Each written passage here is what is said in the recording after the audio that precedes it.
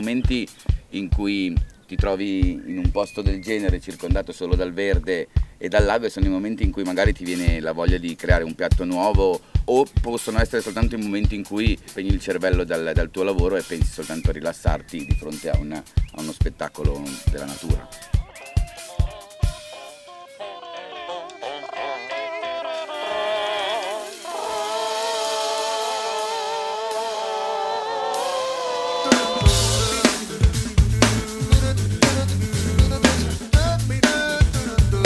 Passeremo da una cena fatta in un golf club insieme a un DJ famosissimo, Pompugnac.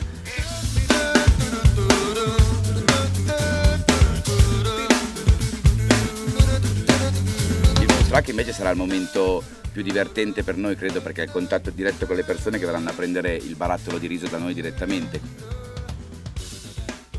La cosa bella degli eventi che facciamo e delle manifestazioni come Improsit è il fatto di poter incontrare i colleghi, ed è uno scambio fondamentale perché poi lo riporti a casa, no? Ti porti un'idea, ti porti un concetto. Tutte cose che al telefono non ti vengono solamente quando ti incontri, ti guardi negli occhi e ci si capisce, si trova bene con le persone.